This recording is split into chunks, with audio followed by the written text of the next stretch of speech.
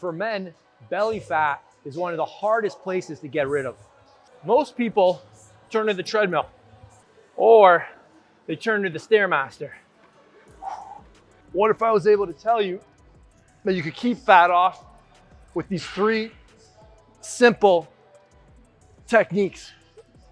Before we dive into the specific methods, it's important for you to understand how the body burns fat. This foundation is crucial to understanding why the screw cardio workouts are so effective.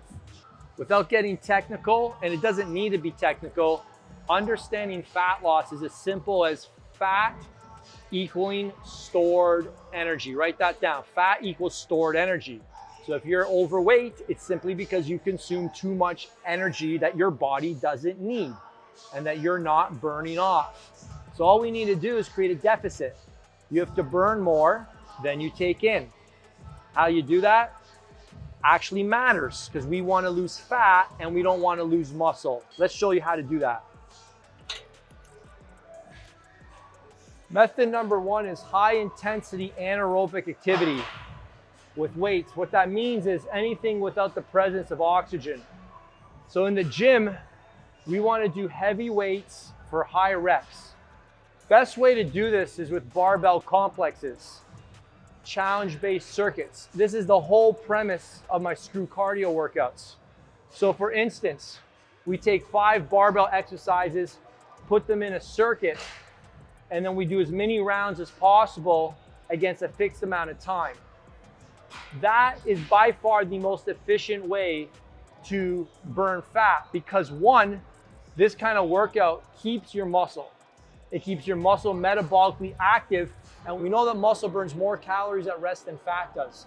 What that means is we need to be burning fat all day long, not just while we're in the gym.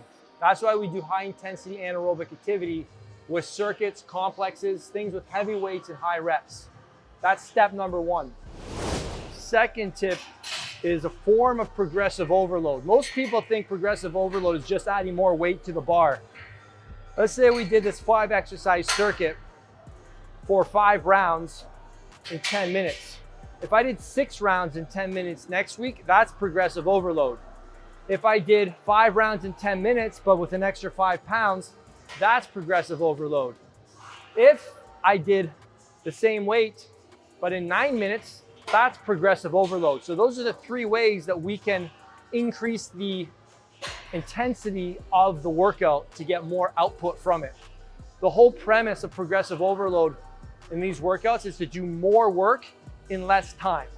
That's the whole premise. More work in less time. That makes your body inefficient, which means it has to keep burning calories. You don't want to become efficient. That's when things become easier.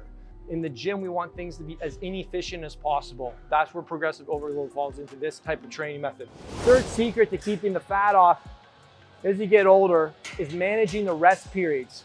You got to bring your watch into the gym. You got to keep the rest periods honest. You can't be wandering around. You can't be kind of feeling it out. If you're doing a circuit like this, if it's a minute rest, it's not a minute and 1 second. At 55 seconds, you're already getting ready to start the next set.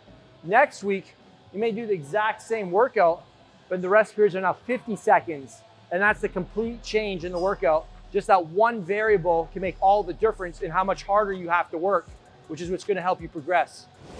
Those are 3 tips to stay lean, be able to see your abs without relying on excess cardio in your 40s and above. I understand you might love cardio. I'm not here to demonize it.